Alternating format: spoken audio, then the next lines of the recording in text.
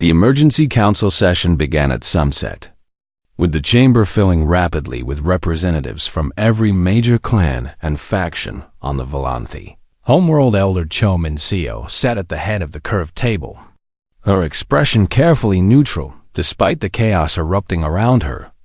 "The human must be removed immediately," demanded Councillor Iseo Tae-won. His scales flushed dark with agitation. "She has corrupted our dragons with some unknown influence. We have scanned her thoroughly," replied Chief Medical Officer Beek Hana. "There are no pheromones, no telepathic abilities, no technological devices, nothing that could explain the dragon's behavior." "Then scan her again," Councillor Seo insisted. "We have scanned her 17 times, Beek Hana said wearily. "The results are always the same. She is simply an ordinary human child." The council erupted into arguments, voices overlapping as various factions proposed theories ranging from human conspiracy to divine intervention to mass hysteria among the cubs. Ji-hoon stood at the back of the chamber, having been summoned to provide his observations as Yuna's assigned monitor, and he listened to the council debate the fate of a girl who had done nothing wrong except be kind to dragons. "Where is the human now?" asked Councillor Kim Yoon-bai, one of the few voices calling for restraint. "She remains in the viewing chamber," Ji-hoon reported. "The cubs refused to leave her, and we did not want to traumatize them by forcible separation. So we are being held hostage by our own dragons." Councillor Seo said bitterly. "We are being shown something," Elder Cho Min-seo corrected quietly. "The question is whether we are wise enough to understand it." The council fell silent at her words, and she rose from her seat to address them all. "I have spent my entire life studying the bond between Volanthi and dragon," she said. "I have trained hundreds of handlers and overseen thousands of bondings, and I have never seen anything like what happened today." She paused, letting the weight of her words settle over the assembly. The cubs did not just approach this human child. They chose her actively and completely, ignoring every telepathic command we sent, every bond we had established, every protocol we had taught them, which proves she must be controlling them somehow. Councillor Seo argued. "No," Elder Cho Min-seo said firmly. "It proves the opposite. It proves that the dragons have a capacity for connection that exists beyond our telepathic control, something we have forgotten or perhaps never truly understood." She gestured to one of her assistants, who activated a holographic display showing ancient texts and historical records.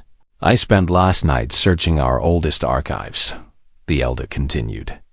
"Records from before the Great Codification, before we standardized the bonding rituals, before we began breeding for telepathic compatibility." The display showed images of early Volanthi with their dragon companions. And something was different about those ancient pictures. "In the beginning," Elder Cho Min-seo explained, "our ancestors did not control the dragons through telepathy. They could not, because the telepathic abilities we possess now did not exist then. They were developed over millennia of selective breeding." The council members exchanged confused glances. "Then how did the original bond form?" Councillor Kim Yoon-bai asked. "Through emotion," the elder answered. "Through patience and trust and what the ancient texts call the warm connection. A bond based not on mental command but on genuine feeling." She let that revelation settle before continuing. "Over 12,000 years, we enhanced our telepathic abilities to make the bond more reliable and more controllable. And in doing so, we lost something precious. We lost the warm connection that made the original bond possible. And you believe this human has that connection?" Councillor Seo asked skeptically. "I believe the dragons believe it," Elder Cho Min-seo replied. "And they would know better than any of us." The council debated for hours more, but eventually a decision was reached. Yuna would remain under observation. Ji-hoon would continue monitoring her, and no forcible separation would be attempted unless the cub showed signs of distress. Ji-hoon returned to the viewing chamber to find Yuna exactly where he had left her, sitting on the floor surrounded by sleeping cubs, her hand gently stroking Bile's scales. "Are they going to send me away?" she asked without looking up. Ji-hoon hesitated, surprised by her directness. "Not yet," he admitted. "The council wants to understand what is happening." "I do not understand it either," Yuna said simply. "I just know they feel nice, warm, and real, and they seem to like being near me." Ji-hoon sat down across from her, keeping a respectful distance from the sleeping cubs. "Among my people, the bond with dragons is achieved through years of training and mental discipline," he explained. "Handlers spend decades learning to project the right telepathic frequencies, to command without coercion, to guide without forcing." "That sounds hard," Yuna observed. "It is," Ji-hoon agreed. "And yet you have achieved in one day what takes us a lifetime." Yuna shook her head gently, careful not to disturb the cubs. "I have not achieved anything," she said. "I just sat here and let them come to me. I did not try to make them do anything." Ji-hoon considered this for a long moment. "Perhaps that is the difference," he said slowly. "We spend so much effort learning to control that we forget to simply connect." Yuna smiled at him, a genuine warm expression that reminded him uncomfortably of the way the cubs looked at her on Earth. She said, "We have animals called dogs, and they have been our companions for thousands of years. And the bond between humans and dogs is not based on control or telepathy. It is based on love." "Love," Ji-hoon repeated, as if tasting an unfamiliar word. "Yes," Yuna confirmed. "We feed them and care for them and play with them and sleep beside them. And they give us loyalty and affection in return. Not because we command it, but because that is what love does." Bile stirred in her sleep, pressing closer to Yuna's warmth, and made a soft sound of contentment. "Your people have had dragons for 12,000 years, Yuna continued. "But maybe somewhere along the way, you forgot how to love them. And they have been waiting all this time for someone who would remember." Ji-hoon stared at the human girl with new eyes, seeing not a primitive creature from a young species, but a wisdom that his own ancient culture had somehow lost. "I need to tell the elder what you have said," he told her. "Okay," Yuna agreed. "But can you bring me something to eat first? I do not want to move and wake them up." Ji-hoon found himself smiling despite his confusion. "Of course," he said. "I will return shortly," as he walked through the corridors toward the kitchens. He thought about love and control and the difference between them. And he wondered if perhaps the greatest gift the humans could offer the galaxy was not technology or resources, but simply a reminder of what truly matters. In the viewing chamber, Yuna continued stroking Bile's scales and humming her mother's lullaby, and the cubs slept peacefully around her, dreaming whatever dragons dream when they have finally found warmth in a cold universe. And somewhere in the ancient stones of the sacred hatchery, the spirits of the first Volanti handlers watched and approved of the small human girl, who had remembered what their descendants had forgotten. The week following the trials transformed the sacred hatchery into something it had not been for millennia. A place of joy rather than discipline, cubs played freely in the corridors, no longer confined to their designated areas. And handlers walked among them, not as commanders, but as companions, many of them struggling to relearn what their ancestors had once known naturally. Yuna spent her days in the hatchery gardens, surrounded by dragons of all ages who came to bask in her presence, telling them stories about Earth and learning their personalities and temperaments. Bile rarely left her side, the small violet cub having appointed herself as Yuna's personal guardian, hissing at anyone who approached too quickly and purring whenever Yuna scratched behind her ears. But not everyone had accepted the changes in the council chamber. Rix stood before the assembled representatives, his mandibles clicking with barely contained fury as he transmitted his complaint to the Galactic Council. "The humans have corrupted the Volanti through unknown means. he declared. Their representative must be expelled and their species barred from future exchange programs. The holographic images of council members from a dozen worlds flickered as they considered his words. What evidence do you have of corruption? Asked the council chair, a massive crystalline being similar to Shardus. The evidence is obvious, Rix insisted. The dragons broke their bonds with their handlers. This can only be the result of human interference. Elder Chominseo rose to respond, her copper eyes blazing with quiet intensity. With respect to the Kreth delegate, she said. He does not understand what he witnessed. She activated her own display, showing recordings from the trials and the days that followed for 12,000 years. The Volanthi have controlled our dragon companions through telepathic bonds, she explained. We believe this was the natural order, the proper relationship between our species.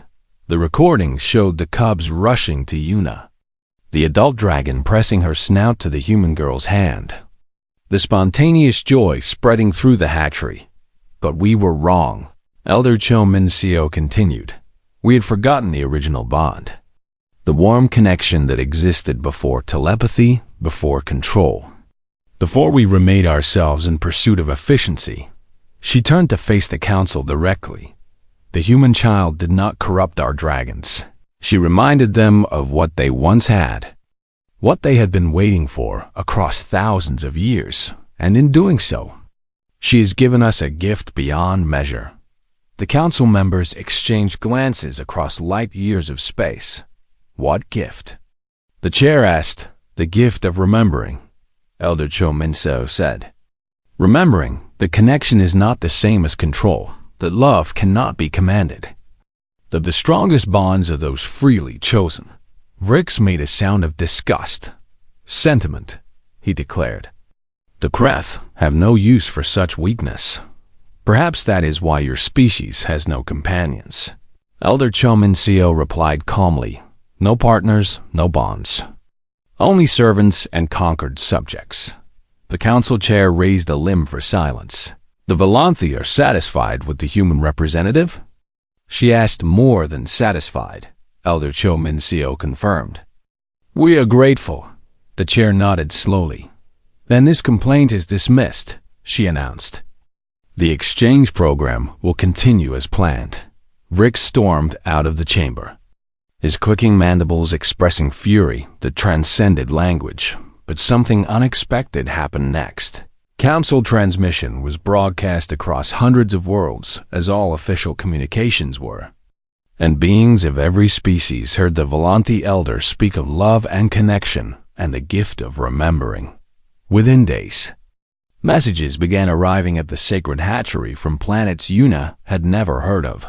Species asking to learn more about humans, wondering if perhaps they too had forgotten something important in their rise to civilization in the gardens. Yuna heard none of this. She was too busy teaching Jihoon how to play with the cubs, showing him that rolling in the grass and making silly sounds was just as valid as telepathic exercises. This feels undignified, Jihoon complained as a cub climbed over his head. That is the point. Yuna laughed. Dignity is for strangers. Play is for friends. Jihoon found himself laughing too, a sound he had not made since he was a hatchling. And the cubs chirped with delight at discovering that their handler could make such a noise. Elder Chominseo watched from a nearby balcony, a smile playing at the corners of her mouth. The day of Yuna's departure arrived too soon, and the hatchery fell into a strange quiet. As news spread, Yuna packed her small bag slowly, knowing what awaited her at the shuttleport, dreading the goodbye she would have to say. When she emerged from her quarters, she found Bile waiting in the corridor, the violet cub's eyes wide and wet with something that looked very much like tears. I have to go home, Yuna said softly, kneeling down to embrace the cub. But I will come back, I promise. Bile keened. That same sound she had made the first day, full of longing and recognition. The walk to the shuttleport became a procession. with dragons of every age following behind Yuna. Handlers watching in wonder as their companions demonstrated a loyalty that no telepathic bond had ever produced at the port. Elder Cho Min-seo waited with a delegation of clan leaders, and beside them stood Ji-hoon with a travel pack of his own. "What is happening?" Yuna asked. Elder Cho Min-seo stepped forward and placed her scaled hands on Yuna's shoulders. "The dragons have taught us something," she said, "and now we must learn more, so we are sending our own representative to your world." She gestured to Ji-hoon, who bowed formally. "I have volunteered to accompany you to Earth," he said, "to study your people and your ways, and to represent the Volanthi in the new friendship between our species." Yuna's face brightened with joy. "You are coming with me?" "If you will have me," Ji-hoon replied. "Of course," Yuna exclaimed. And she surprised everyone, including herself, by hugging the young Volanthi handler tightly. Ji-hoon stood rigid for a moment, unaccustomed to such contact, and then slowly returned the embrace. "You are strange creatures," he said quietly. "The best ones always are." Yuna replied. Elder Cho Min-seo cleared her throat. "There is one more matter to address," she announced. The crowd parted, and handlers brought forward Bile, the small violet cub, looking both excited and nervous. "The council has decided, unanimously for the first time in living memory, that you will be welcome to return each year to continue your bond with the dragons," the elder explained. "Thank you," Yuna whispered. "But Bile has made her own decision," Elder Cho Min-seo continued. "One that we cannot override, one that we will not override." She looked at the cub with something like pride. "She wishes to accompany you to Earth, at least until she is old enough to make the journey back on her own." Yuna dropped to her knees, and Bile rushed into her arms, and for a long moment, neither moved, just held each other in the warm connection that had started everything. "Are you sure?" Yuna asked the cub. Bile chirped and pressed her forehead against Yuna's, and no telepathy was needed to understand her answer. The shuttle departed as the twin suns rose, carrying one human girl, one Volanthi handler, and one small dragon cub toward a blue planet that would soon learn what the Volanthi had learned, that sometimes the smallest and softest among us carry the greatest strength, and that love, freely given and freely returned, is the most powerful force in any universe. Elder Cho Min-seo watched until the shuttle disappeared among the stars, and she spoke words that would be carved into the stones of the sacred hatchery for all generations to come. "Perhaps the humans are not remarkable despite their fragility. Perhaps they are remarkable because of it, for they have remembered what we forgot. That true strength lies not in control but in connection, not in command but in compassion, and far away, growing smaller with each passing moment but never truly distant." Yuna Park held Bile close and whispered promises of oceans and forests and a home where dragons would always be welcome. The universe had grown a little warmer that day, one small human heart at a time. The shuttle descended through clouds of violet and gold, and 12-year-old Yuna Park pressed her face against the window to watch the alien world grow larger beneath her. She had never seen anything so beautiful in her entire life. The Volanthi homeworld stretched out like a painting made of colors that did not exist on Earth, with forests of silver trees and rivers that glowed soft blue under the twin suns, and mountains so tall they seemed to touch the sky itself. Yuna was the youngest representative in the Galactic Exchange Program, chosen not for her strength or her intelligence, but because the selection committee had seen something in her that they could not quite explain. Something quiet and patient and kind. The other delegates on the shuttle were already talking loudly about their achievements. A tall insectoid creature called Rix boasted about his species conquering 3 star systems. The 4 humans had even discovered fire. And a crystalline being named Shardis spoke of her people's ability to live for thousands of years. And a 4-armed Gorath warrior displayed his ceremonial scars with obvious pride. Yuna said nothing and simply watched the world below. The shuttle landed in a courtyard of white stone. And waiting for them stood the Volanthi, tall reptilian beings with scales of deep emerald and eyes like molten copper. Elegant and ancient and proud, Elder Chomincio stepped forward to greet the delegates, her robes flowing like water around her. And her voice carried the weight of 12,000 years of tradition when she spoke. "Welcome to the sacred hatchery of Clan Xiangyo," she said. "You stand on ground where my ancestors first bonded with the dragons, and where generations of handlers have maintained that bond through dedication and discipline." The other delegates nodded with varying degrees of respect.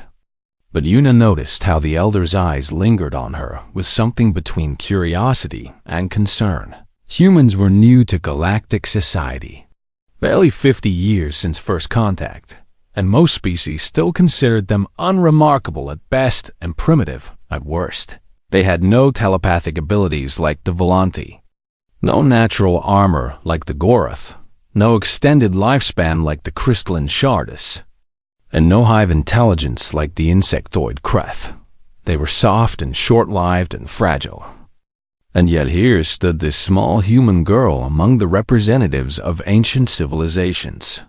"You are the human," Elder Chomincio said, stopping before Yuna. "Yes, Elder," Yuna replied with a small bow. "My name is Yuna Park, and I am honored to be here." The elder studied her for a long moment, and something flickered in those copper eyes that Yuna could not read.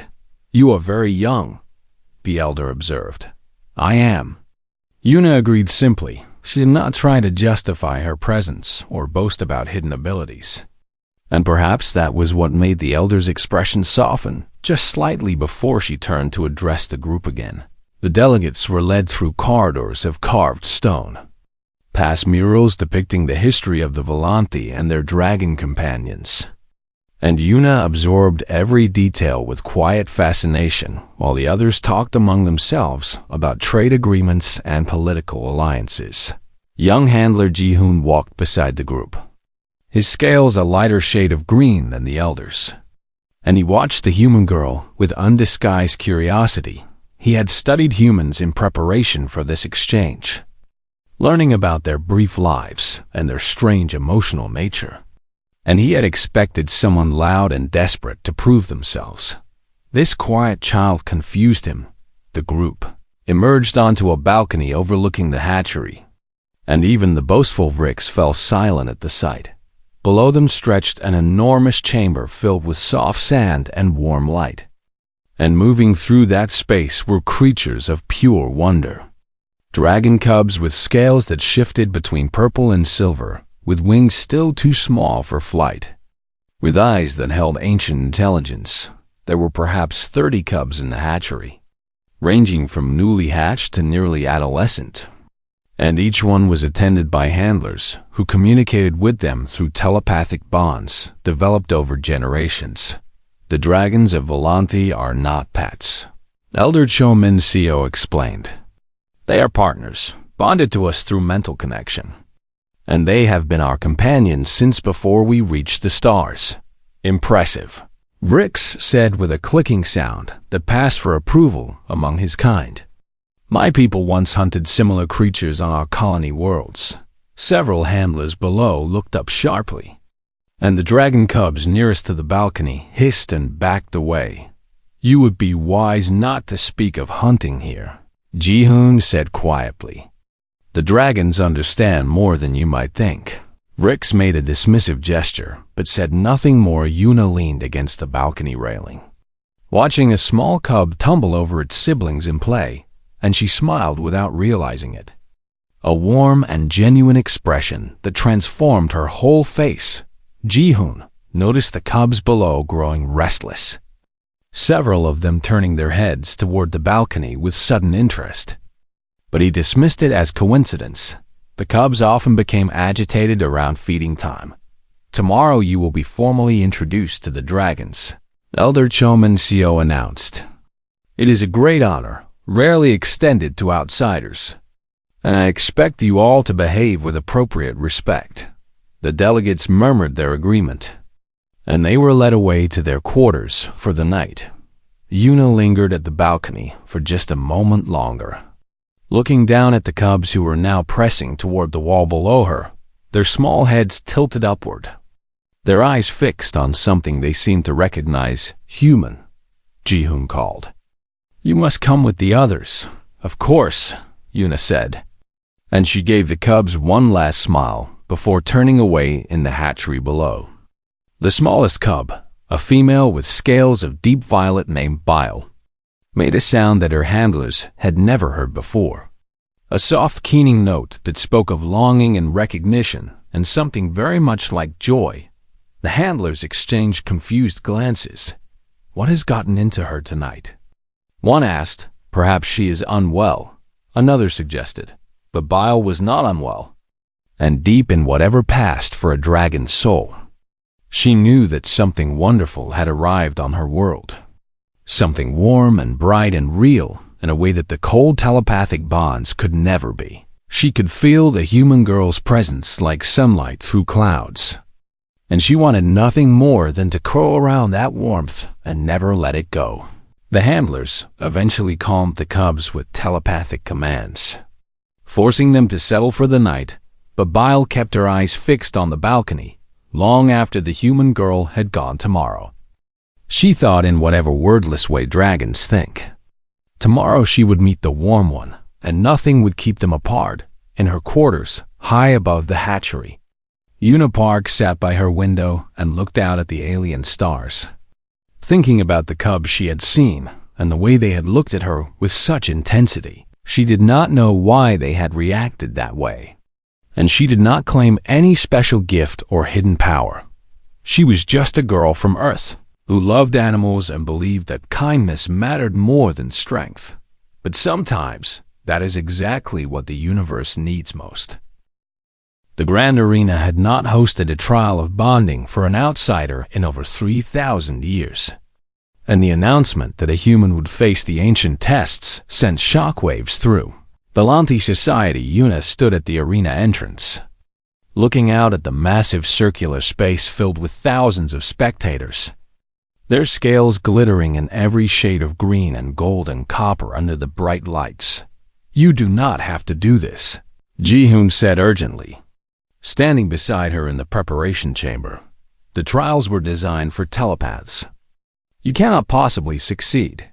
But if I refuse, they will say humans are cowards," Yuna replied calmly, "and they will separate me from the cubs by force." "At least you would be safe," Ji-hoon argued. Yuna looked at him with those strange human eyes that held no telepathic ability yet somehow saw more than most Volanthi ever would. "Being safe is not always the most important thing," she said. Ji-hoon had no response to that in the royal viewing box. Counselor Seo Tae-won sat with barely concealed satisfaction, having been the one to demand the trials as a way to discredit the human and restore proper order to the hatchery. Beside him, Elder Cho Min-seo watched with a mixture of concern and something that might have been hope. The other delegates had been given seats of honor, and Vrix clicked his mandibles in anticipation of watching the human fail, while Shardis observed with cool curiosity and the Garth warrior maintained his stoic silence. Yuna walked into the arena alone, a small figure in simple blue clothing against a vast expanse of white sand, and the crowd fell silent as the master of ceremonies announced the first trial, the trial of command. His voice boomed across the arena. The human must direct the cubs to perform the formation of stars, a pattern taught to every handler in their first year of training. Gates opened at the far end of the arena, and a dozen cubs rushed out, including Bile, who immediately ran to Yuna and pressed against her legs. "Begin," the master commanded. Yuna looked at the cubs gathered around her, their eyes bright and eager, waiting for something from her that she did not know how to give. She had no telepathy, no way to project the commands that would arrange them into the proper formation, no training in the mental discipline required for the trial. "Could you please form a star shape?" she asked them politely. The cubs looked at her with confusion. Not because they did not understand, but because they did not care about formations. They only cared about being near her. Bile chirped and began chasing her own tail, and another cub pounced on a third. And within moments, the arena floor had devolved into playful chaos. The crowd began to laugh, mocking sounds that echoed off the stone walls. And Counselor Seo smiled with vindication. The human has failed the first trial. The master of ceremonies announced. Yuna simply smiled and sat down among the playing cubs, letting them tumble over her and around her.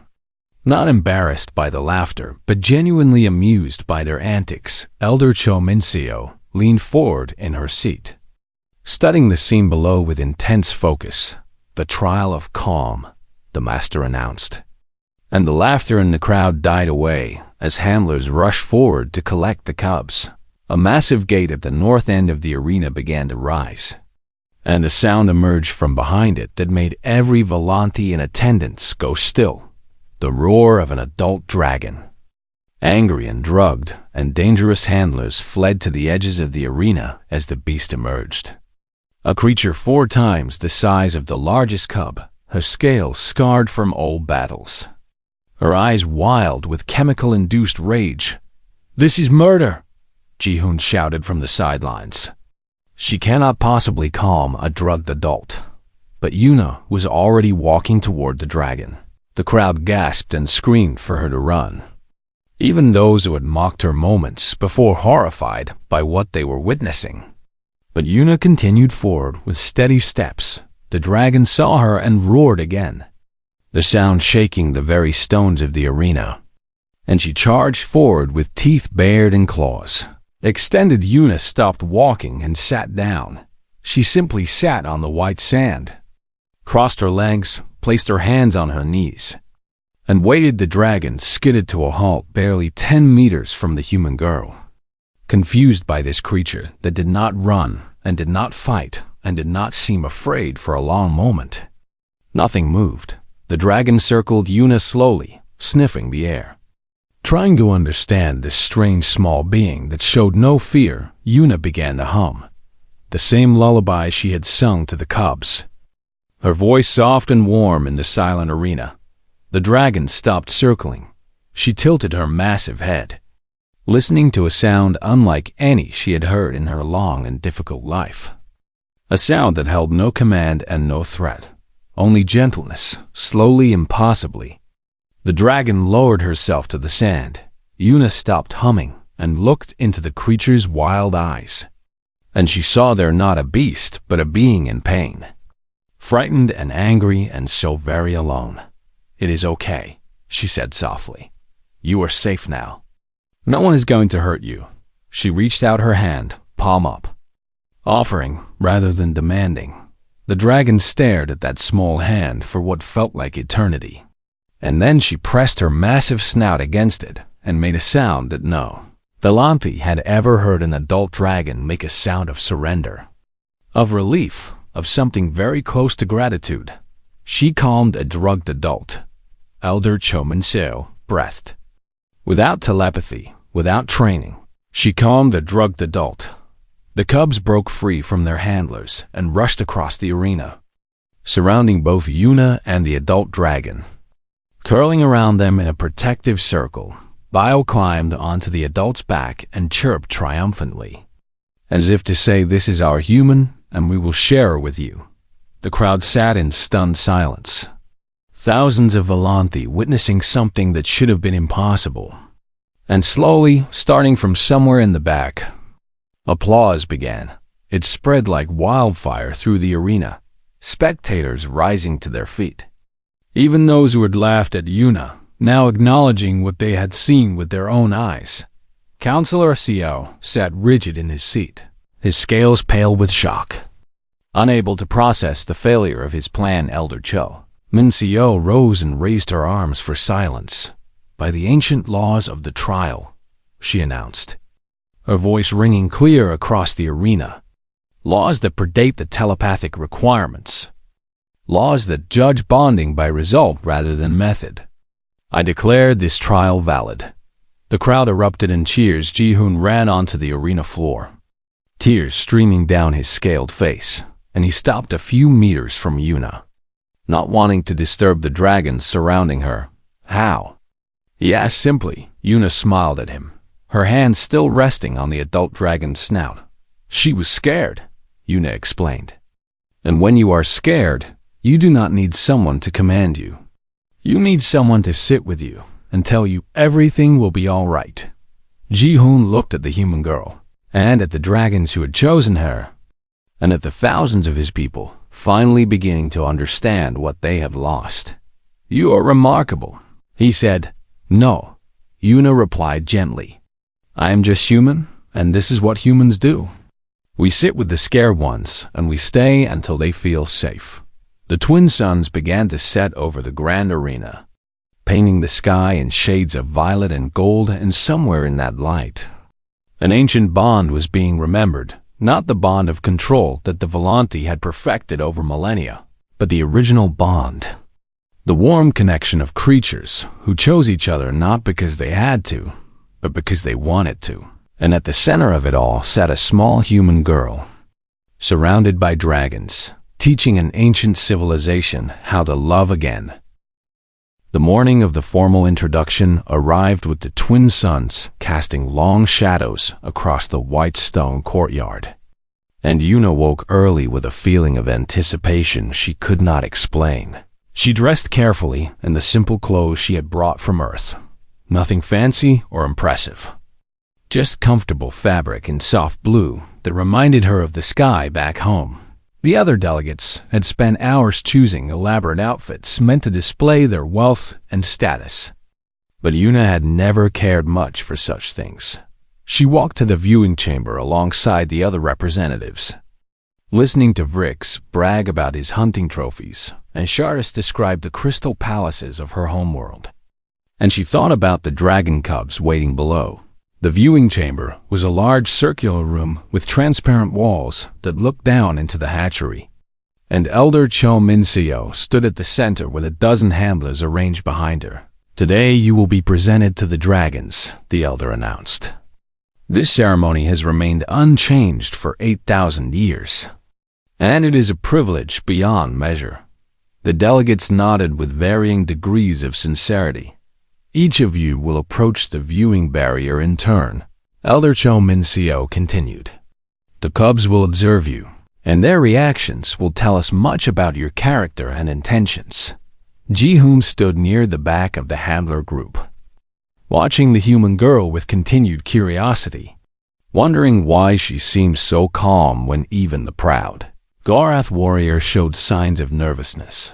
The first to approach was Charis, and the crystalline being glided forward with elegant grace, her body catching the light and scattering it into rainbow patterns across the walls. The cubs below showed mild interest, a few approaching the barrier to investigate before losing attention and wandering away. Acceptable. Elder Cho Min-seo noted the Gorath warrior went next, his forearms held rigid at his sides, his scarred face arranged in what he probably thought was a friendly expression. The cubs watched him warily but without hostility, keeping their distance but not fleeing. Acceptable, the elder said again. Then came Vrix, and the moment the insectoid creature approached the barrier, the cubs reacted with immediate aggression, hissing and spreading their small wings in threat displays, several of them snapping at the transparent wall. Remove him, Elder Cho Min-seo commanded, and handlers quickly escorted the protesting Vrix away from the chamber. What did I do? He demanded. The dragons remember, Ji-hoon said quietly. Your kind hunted their cousins on distant worlds, and that memory lives in their blood. Vrix clicked his mandibles in anger, but allowed himself to be led away. The remaining delegates took their turns with unremarkable results, the cubs showing polite disinterest in most and mild curiosity in a few. And then only Yuna remained human, Elder Cho Min-seo called. You may approach. Yuna walked forward slowly, not from fear but from respect. As she stopped at the barrier and looked down at the cubs gathered below, what happened next would be spoken of for generations. Every single cub in the hatchery stopped what they were doing and turned toward the human girl, their eyes wide and bright, their small bodies trembling with excitement. Then they moved, all of them at once, rushing toward the viewing wall like a wave of scales and wings, pressing against the barrier with desperate longing, making sounds that the handlers had never heard before, keening cries of recognition and joy. What is happening? A handler shouted, "Impossible." Another breathed elder Cho Minseo stood frozen, her copper eyes wide with shock, because in 12,000 years of recorded history, the dragons had never reacted to any outsider this way. Not to visiting dignitaries or allied species, or even the most gifted Volanthi handlers. And then Bile found the gap. A small maintenance hatch had been left slightly ajar by a careless worker, and the tiny violet cub squeezed through before anyone could stop her, scrambling up the wall with claws not yet strong enough for such climbing. Driven by a need that overwhelmed all instinct and training, she emerged into the viewing chamber and ran straight to Yuna, ignoring the shouts of handlers and the commands that crashed against her mind like waves against stone. When she reached the human girl, she simply curled around her legs and pressed close, making a sound like a purr and a song combined. And her whole body relaxed as if she had finally found something she had been searching for all her short life. Yuna knelt down slowly, carefully, and she placed her hand on the cub's head with a gentleness that seemed to fill the entire room. "Hello there," she said softly. "It is nice to meet you."